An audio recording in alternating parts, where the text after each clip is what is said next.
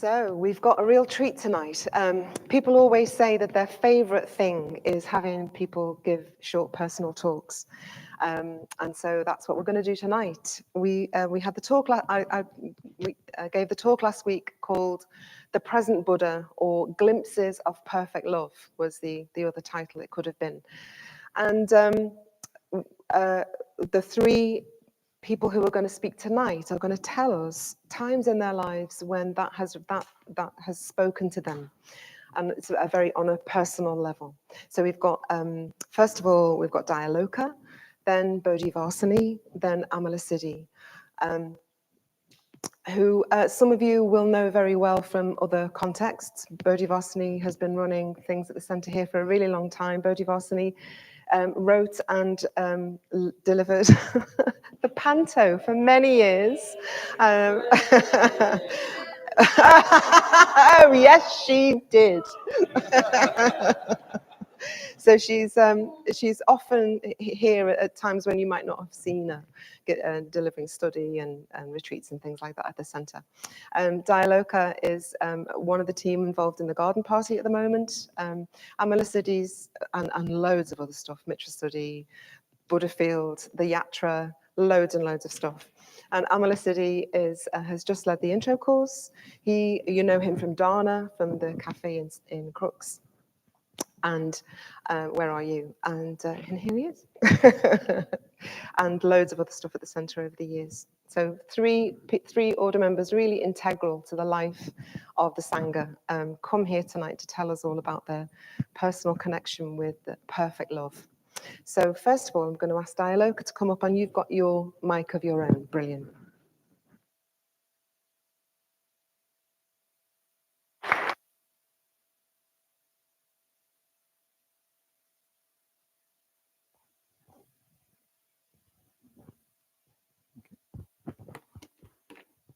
Can everyone hear me okay?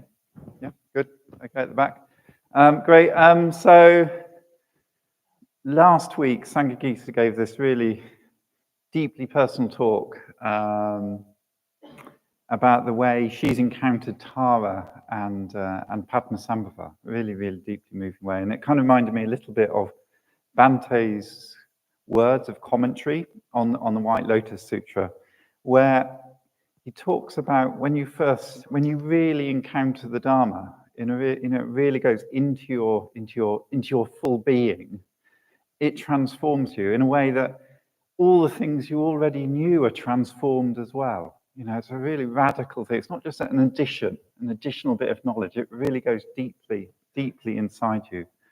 So I wanted to give, in that spirit, and it is just the spirit of that, sort of three examples or three encounters or three glimpses where I think I've had something of that experience, which has just really developed my faith and developed my faith in Shraddha in the Dharma.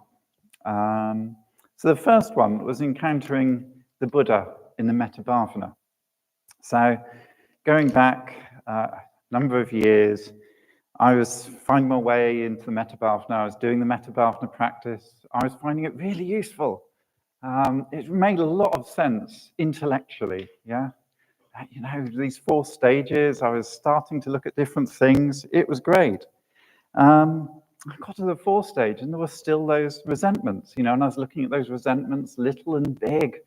And I could really see that they were, I was seeing them. I could really get a sense of them. And I thought I was doing the practice. I thought I was doing the Metta Bhavana, and I was, to some extent. And then one day, I had this sort of encounter where I was a bit stuck, and it's a bit fed up with this sort of grit of discontentment. And I think I'd just been reflecting a lot at the time on this image of the Buddha, of Shakyamuni. And in the Metta Bhavana, it was as though something like this image was in the Metta Bhavana. Something like the Buddha was in the Metta Bhavana. Not in one of the stages, but was just present as I was sitting. And so I got to the 4th stage, and all of a sudden, these resentments, so insignificant, you know, because you're suddenly feeling a glimpse of something where you're in the presence of this incredibly compassionate being, this ultimately compassionate being. And so all of these grit and grist just is dissolved. And it was the most beautiful thing. It's not to say that's my experience in the Meditative all the time. But what it is, unfortunately, but what it does show is I know when I'm returned to that state of those old patterns and habits, there is just something of, I know where to go, that I need to go back to that connection with what's highest in me and what's deepest. So that was my sort of a first encounter, a first glimpse of something beyond me in that sense, and how it sort of you know, that after that I couldn't do the practice the same way again. And then the second sort of thing I was going to share tonight was just an encountering of white light. So I've always been drawn, I think, sort of when we did the intro course, to the precepts. The precepts, again, they made sense in my head, yeah. You know, to reflect on them, I really got them, you know, on a kind of intellectual level. You know, what's not to like there? But there was this risk that I kind of saw them as commandments in a way. The sort of puritanical conditioning sort of came back to me. And I was just really aware of that. It's not quite, I'm missing something here. So, I don't know, I think it's about 10 years ago, I kind of began to just sort of have this sense of the beauty of white light. And what do I mean by white light? Kind of, I suppose, the light of a cold winter's day and light reflecting on snow. Yeah, so something really, really pure, really clean. And at this time, I don't know, about 10 years ago, I think, I visited Ely Cathedral, you know, so not a major Buddhist site, Ely Cathedral, absolutely beautiful cathedral. And I visited there with my family. It was a cold winter's day, it was a February day, and I found myself in what's called the Lady Chapel at Ely Cathedral. And the Lady Chapel at Ely Cathedral, all the glass is clear, so it's not stained glass, and all the stone is just quite bare stone. And there's a sense of light just pouring in to this void. And I was in this void, and I had the sense of people practicing, meditating probably, reflecting, praying for hundreds of years. And it was a really strong experience. It wasn't a turning to Christianity, I should note, but it was just a sense of reverence for something beyond me, yeah, that was working toward me. And that's kind of continued my fascination with white light.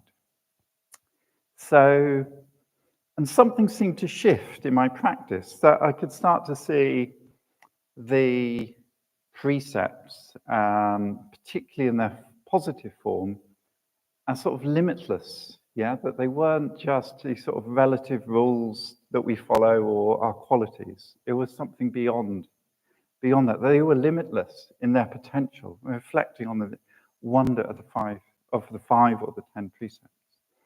So then finally, I was just going to say a little bit about my encounters with the figure of Vajrasattva, who is on the refuge tree there, on the top of the refuge tree, and is the practice I do daily. It's the sadhana practice I was given at ordination. And part of this practice is can be a white nectar or white light pouring down into our bodies, into and dispelling the root poisons of, you know, greed, hatred, and delusion, almost like a sludge being cast out from our bodies. But what's left is, again, this is what seems and feels like this ultimate context of the ultimate in the precepts. Actually, is the sense of I can have at times of that practice. And I think to give an essence of this, I wanted just to use the words of my public preceptor, who's a man called Satyaraja, who ordained me, who's my public preceptor. And he also has the Vajrasattva practice. He's been doing the Vajrasattva practice for 40 years, I think, nearly, or maybe over 40 years since his ordination in the mid-1980s. And what he said 2 or 3 years ago, he was reflecting on his practice, and he reflected how his practice, his reflection, the sadhana of Vajrasattva continued to reveal itself. Continue to reveal itself, like the Dharma continuing to reveal itself and transform itself. That kind of connection with something beyond us had entered this space of these great and almost, actually boundless riches. So I just wanted to end with, just those three encounters, those three glimpses in Metabhavana, in a sort of connection with white light, and then in my reflections on this figure of Vajrasattva, have almost got to continually transform my engagement and connection with the Dharma. And in that, it's not additional. It's actually transforming. Something's changing, which almost cannot be rolled back. And so this is, this series of talks, it just opens up this sort of limitless and boundless potential of the Dharma.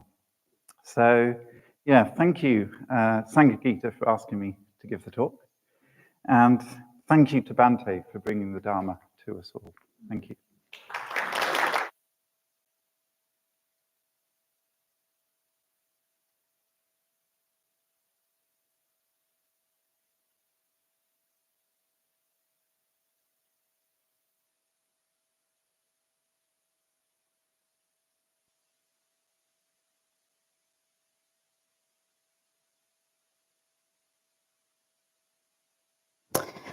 Okay, hello. Oh, that's not going to work.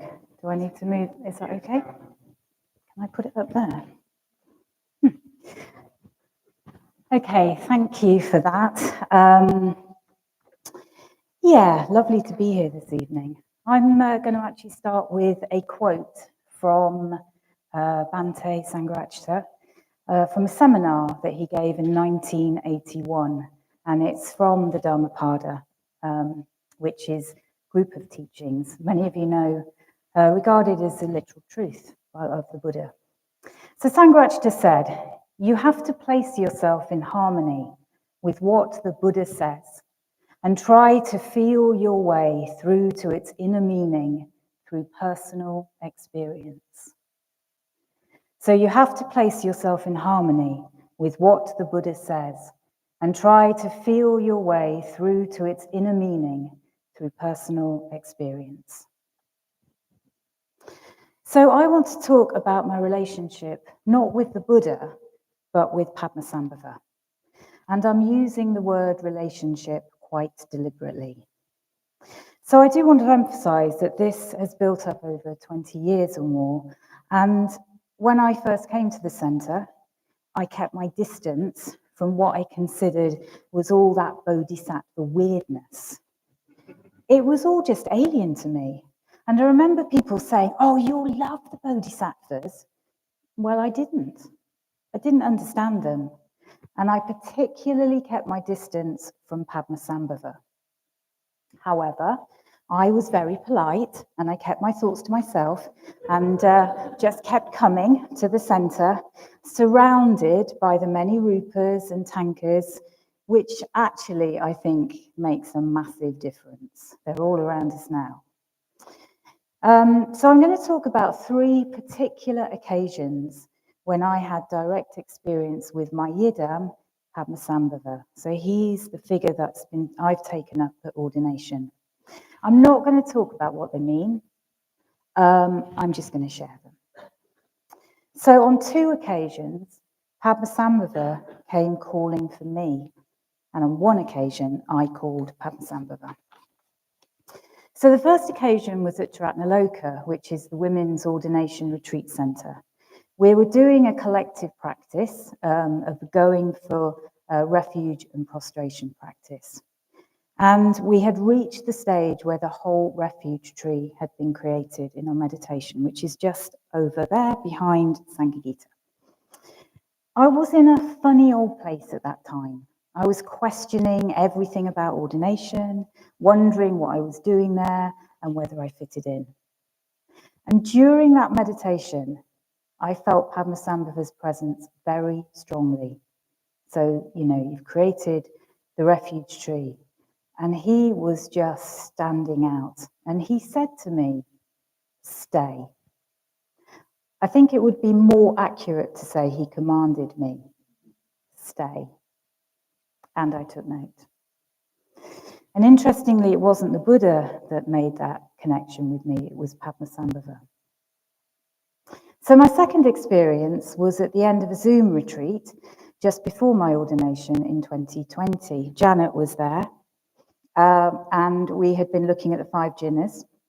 We were coming out of the closing meditation, so I'm on my own at home in, just sitting phase, and Padmasambhava appeared again, and he told me that he was my yidam, really clearly.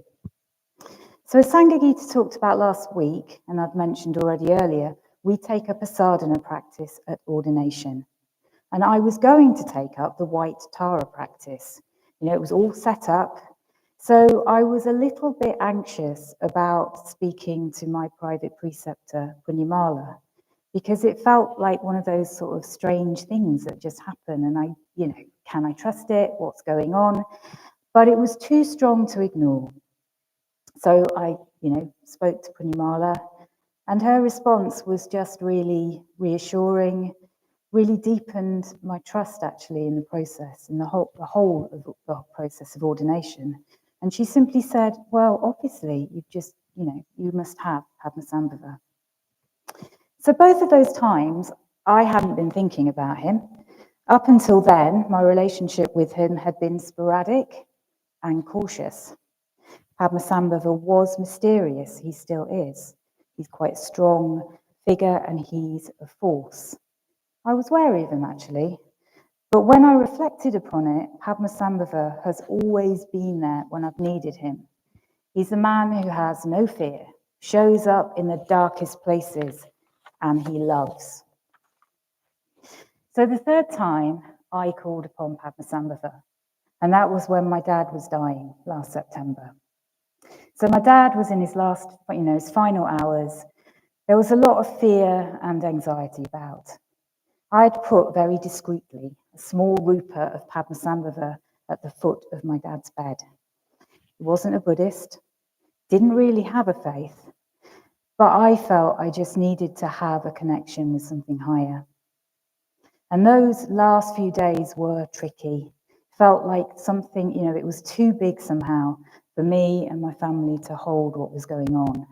We were tired, we were sad, and it wasn't straightforward.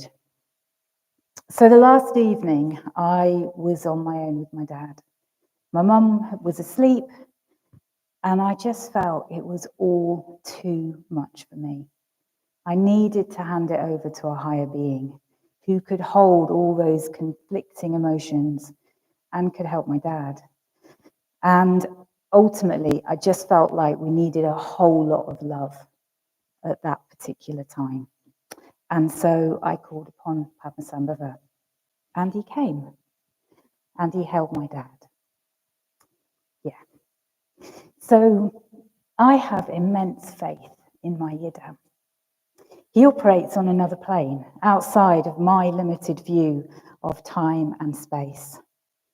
And those glimpses and connections to something higher are unfathomable. They're mysterious. I don't know how it works. I just know that the transcendental, the truth, reality, whatever you want to call it, is deeply alive and responsive. And it manifests in a million different ways. And it's kind of if we practice, if we show up, if we acknowledge our longing and we respond to the call, then something shifts and the world is open to more love, more compassion, and more wisdom.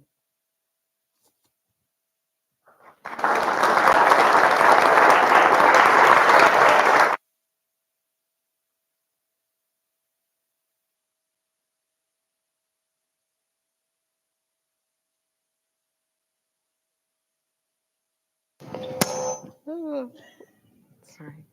What an absolute privilege that was. Gosh.